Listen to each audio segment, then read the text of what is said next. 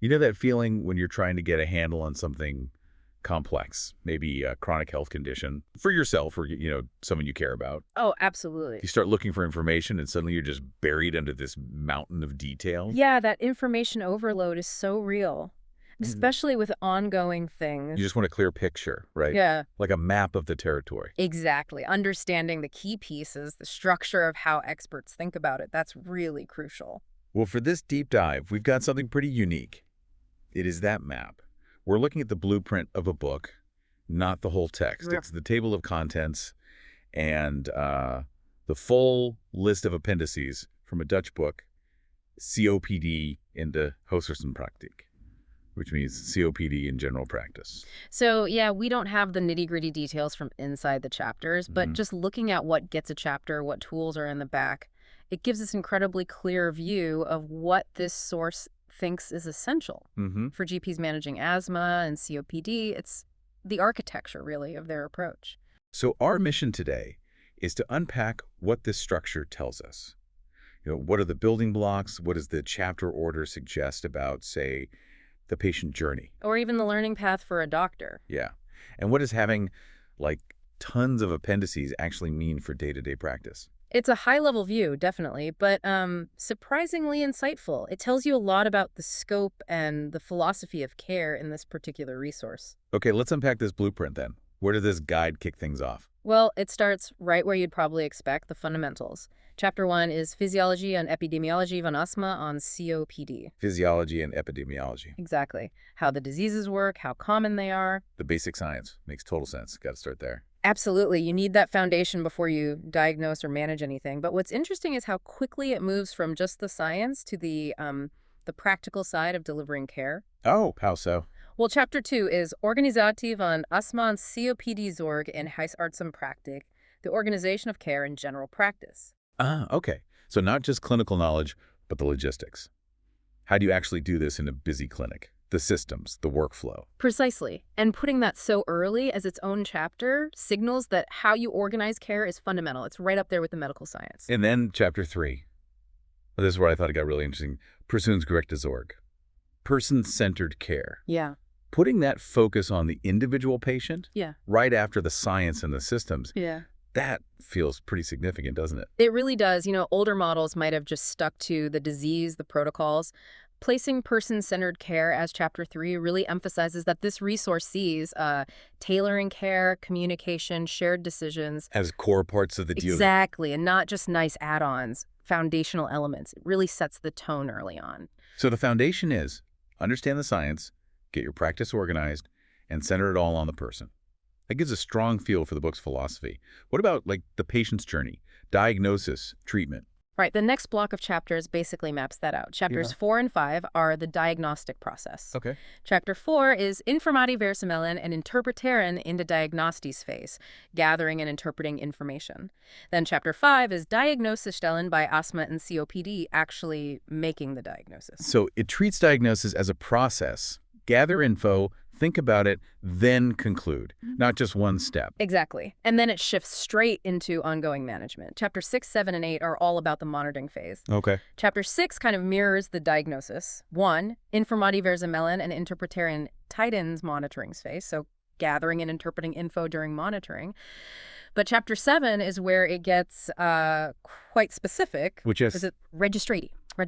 Wait, a whole chapter just called registration. That seems really specific to get its own chapter. What does that signal? Well, I think it really underscores how important systematic data collection and record keeping are in this model. Yeah. It's not just paperwork, right? It's framed as essential for tracking progress, seeing how things change over time, knowing if interventions are working. It suggests managing these conditions is seen as this continuous process built on solid data. Ah, that's fascinating. So you understand the disease, set up the care, diagnose, then meticulously monitor and register everything. And Chapter 8 is then acting on that monitoring. Yeah, intervenes in demonitoring phase. Actions in the monitoring phase. It's that cycle. Assess, record, act. Makes sense. Okay, so that's the sort of routine journey. What about when things go off track or needs change? Chapters 9 and 10 cover that. Chapter 9 is acute longenak. Acute lung attack, exacerbations. Right. Dealing with those crises, obviously vital. And Chapter 10. Palliative phase. The the palliative phase. Wow, including end-of-life care, specifically in a GP guide for COPD management. That shows a real commitment to the whole spectrum, doesn't it? It does. It suggests a focus on comfort, quality of life, even in advanced stages, which is, sometimes overlooked in the day-to-day. Definitely. It speaks to that comprehensive view, seeing the patient all the way through, and patient education. Where does that fit? It gets its own dedicated chapter, too. Chapter 11, Voorlichting om patiëntinformatie, information and patient information. So again, elevating it, it's not just a handout you give at the end, it's a core part of the strategy. Exactly. Empowering the patient with knowledge is clearly key here. Okay. Now, the last chapter section, chapter 12, Themahoofdstukken, theme chapters. This seems like where it really broadens out. Yeah, this is where it explicitly connects the lungs to, well, the rest of life. And the themes listed are super revealing. Lay them on us. Okay, you've got allergische and niet-allergische rhinitis, so related nose issues. Then work, psychische klachten, psychological complaints. Sexuality, uprise, travel, zwangerschap and borstvoeding, pregnancy and breastfeeding. And finally, asthma by kinderen. Wow, that's quite a range. It's definitely moved beyond just breathing tests. Way beyond. This chapter really hammers home that person-centered care idea. It means actually addressing how the condition impacts work, mental health, relationships, travel, big life events. It acknowledges the lungs are inside a whole person living a complex life. Precisely. So looking at just the chapters, you see this logical flow.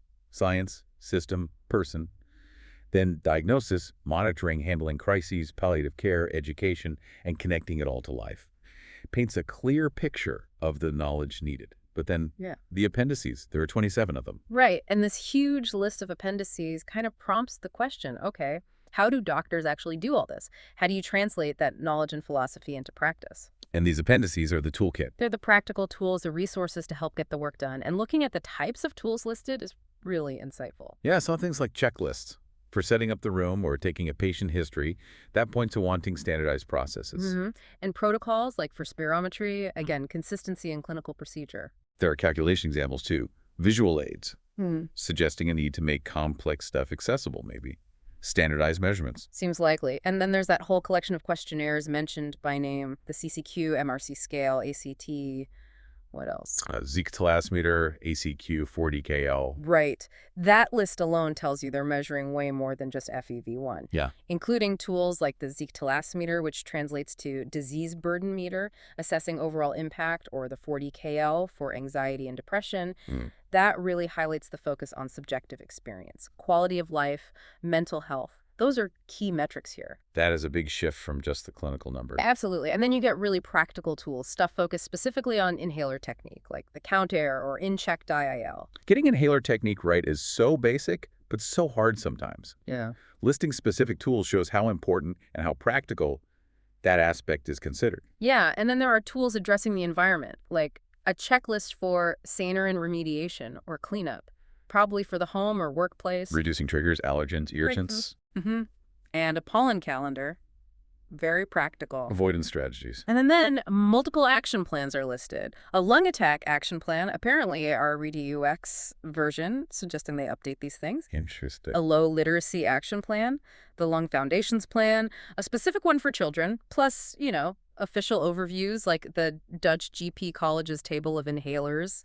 The fact they list different action plans, like one for low literacy, that ties right back to the person-centered idea and the patient info chapter, making sure crucial tools work for everyone. Exactly right. So the sheer number and just the incredible variety in these appendices, checklists, protocols, questionnaires about feelings, environmental tools, technique aids, tailored plans. It all shows that the big comprehensive approach in the chapters is backed up by a deep bench of practical resources, stuff needed to actually do it in a GP setting. So, okay, looking at the whole thing, chapters and appendices, the big takeaway, the aha moment from this blueprint is just how incredibly broad and multifaceted this source considers comprehensive asthma and COPD care to be. Yeah, it's clearly way more than just, diagnosis and a prescription. It's about organizing the system, truly centering the patient, having a clear journey based on good data, handling crises and end-of-life needs, prioritizing education, connecting the illness to all parts of life, and using a whole bunch of practical tools to make it happen. Seeing this map laid out is actually really valuable. It gives you a framework, helps you appreciate the complexity, all the different skills and knowledge areas involved, according to this guide anyway. It definitely shows an ambitious scope for general practice in managing these conditions. Which kind of leaves us with a final thought, doesn't it? Hmm. Building on all this. Mm-hmm. Given just how broad this resource is, I mean, psychological assessments talking about sexuality, environmental checklists, specific action plans for different needs, how much of that really comprehensive, multidimensional picture does the average patient actually see or experience in their regular GP visits?